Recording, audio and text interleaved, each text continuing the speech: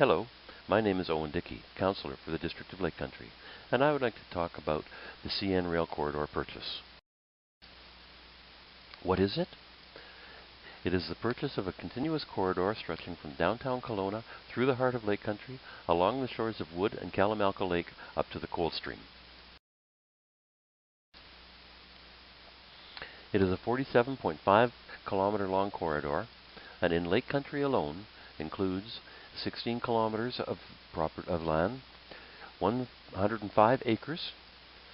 It is 5.9 kilometers of Wood Lake shoreline, 1.9 kilometers of Kalamalka Lake shoreline, and most of the shore of Wood Lake on the Oyama Isthmus.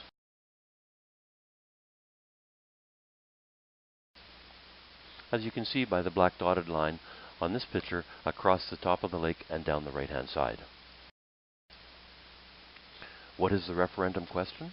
Are you in favor of the District of Lake Country adopting a loan authorization bylaw to authorize the borrowing of up to $2,615,000 to fund the purchase of a 50% share of the 16 kilometers of the Okanagan Rail Corridor within district boundaries? Who is included?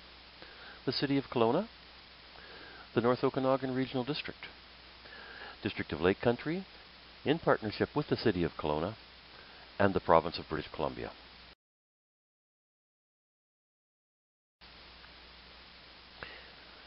What does it cost if we go ahead? The total purchase price is $22 million. The City of Kelowna, for their share, is contributing $7.6 million. The Regional District of North Okanagan, $1.9 million. The District of Lake Country, we're asking to borrow just over $2.5 million. And Kelowna is investing $2.5 million, for a total of $5.1 million for the Lake Country portion. And then the Province of British Columbia is contributing $7.2 million.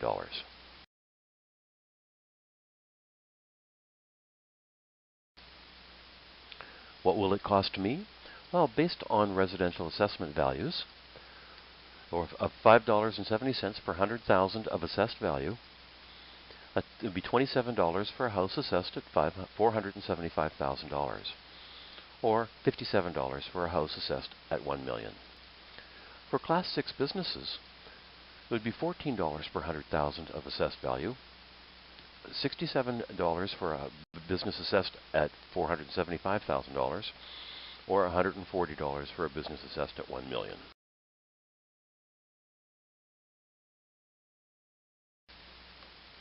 And why would we want it? Well, it is more than a trail.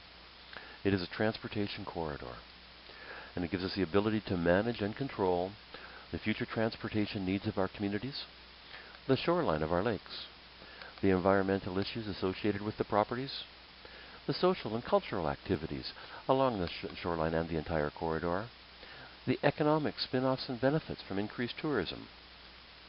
It is 105 acres of prime land, and at $5.1 million is less than $49,000 an acre.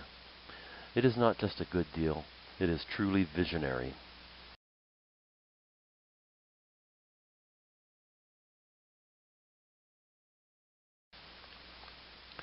Let's talk a bit about how we finance current debt.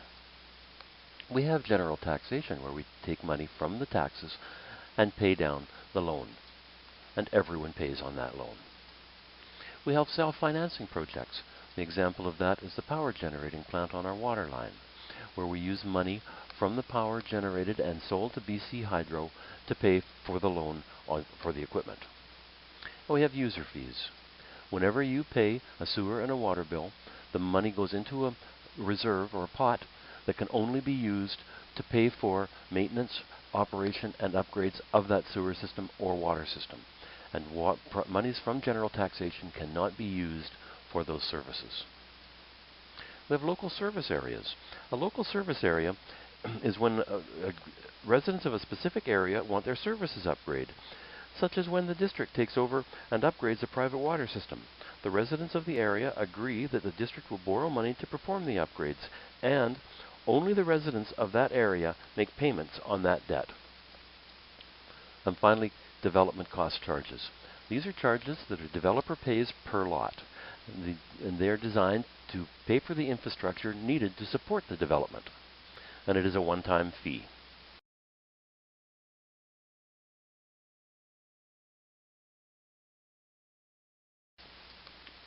What does our debt look like?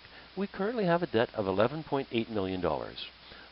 If we remove the self-financing debt, the hydrogeneration, and we remove the debt paid for by water user fees, and the debt paid for by sewer user fees, and the debt paid for by local service areas, we are down to $4.6 million. We do have one debt that is $337,000 that is financed by the regional district. The reason for this is that we did an expansion on our sewer plant that would allow septic trucks from the regional district to dump effluent there. It is financed completely by the regional district. And then, if we remove the debt financed completely from development cost charges, we end up with a debt of just over $2 million is based on general taxation.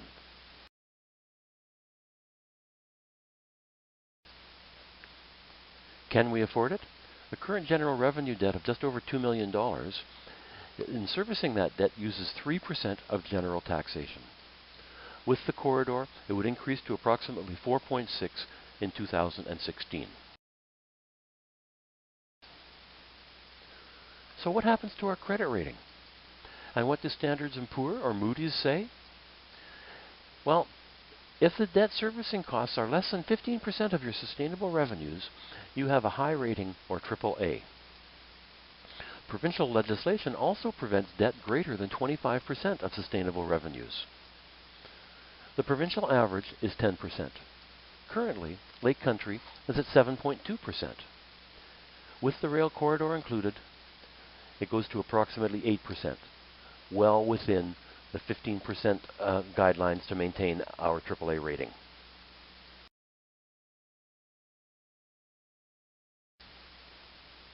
What is the tentative timeline? Well, the referendum is completed on April 25th. We are completing due diligence. The closing date is tentatively the 1st of June. Remediation, rail and tie removal is expected to take 12 months or more, and then trail construction. So it will be several years after acquisition until there is a continuous trail.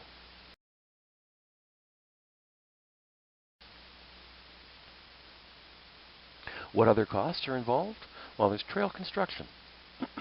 The estimated cost of a compacted gravel trail from Dilworth Road to the Coldstream is $4 million. The Okanagan Trail Initiative has pledged $5 million.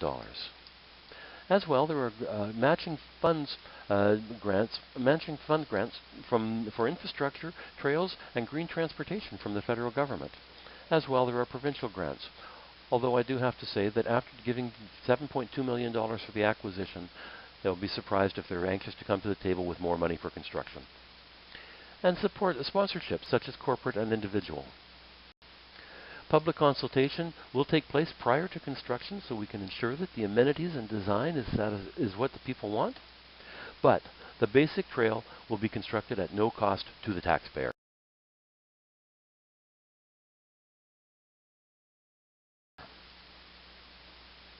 What other costs could be involved? Well, trail maintenance. It would be overseen by the regional district of the acquisition body. It is anticipated that will be done with stewardship groups, which are groups of volunteers who fundraise and do the maintenance themselves. There are many sources of funding similar to the building of the trail. I've spoken with trail groups between the Okanagan and the Alberta border, and there is very little or no cost to local government. And where there has been some minor cost to the local government, it has not been an ongoing tax burden to the community.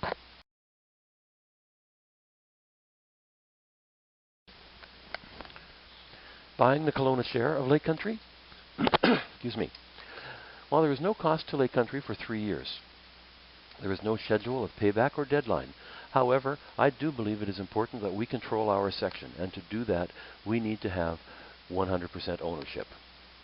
So how do we raise funds? Well, there will be some surplus funds that we can sell from the corridor. As well, legislation prevents us from selling lakefront land without buying more lakefront land. We currently own small pieces of lakefront that are of little use to the district. However, they may be useful to other individuals. In buying this other property on the lake may now free us up to dispose of some of those properties. So, funds raised from the land disposition to pay for the trail may not even come from within inside the corridor. However, there will be public consultation prior to any disposition of lands.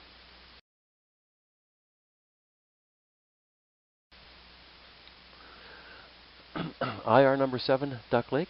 It is really not an issue. It was been understood all the way along that the land was taken from the reserve and was never held as fee simple. There is a revisionary right that when the rail corridor stops being used as a railway, that it reverts back to the reserve. It is plain and simple their land. The Okanagan land claim, commonage claim, it is more than just the part of the rail corridor. It stretches from Okanagan Centre to the city of Vernon, from the shores of the Okanagan Lake to the shores of Wood Lake and Kalamalka Lake. It is a federal responsibility. It was found to have no standing in the specific claim process in 2008, but it does need to be settled. However, private lands are protected from claims, meaning that should there be a settlement, any land that has title cannot be taken and turned over to the First Nations. They will be given financial compensation or other lands to replace. CN has to provide clear title. No clear title, no sale.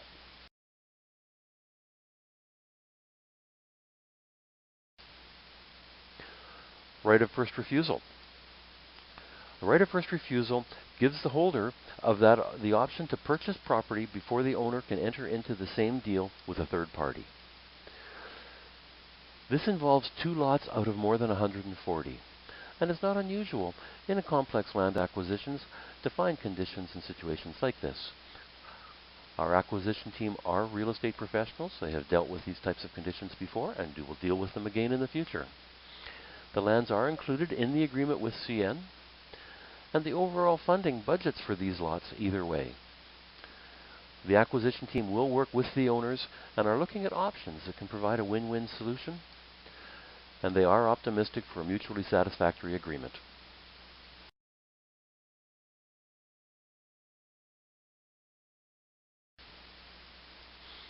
Other issues raised: the removal of the tracks and ties and remediation. This is a CN responsibility and will be done completely at CN's expense. The buffering between agricultural lands and corridor. And the concern is stones flying from mowing and spraying. However, roads are not buffered, and we do not prevent people from riding bicycles or walking beside orchards on our roads. However, that said, netting has been used in some areas to reduce the risk of stones from mowers. That it has been called a transportation corridor and not a trail, and it could eventually be shared for rapid transit. However, our current population is 350 people. Studies show that a population of 1 million is required to support a corridor such as this. So it will be a very, very long time before we have to worry about this trail becoming a rapid transit corridor.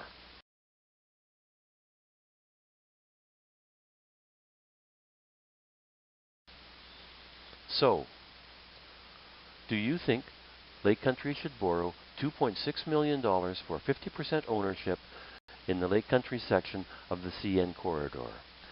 After weighing the knowns and the unknowns and looking at the facts, I am voting yes. Thank you.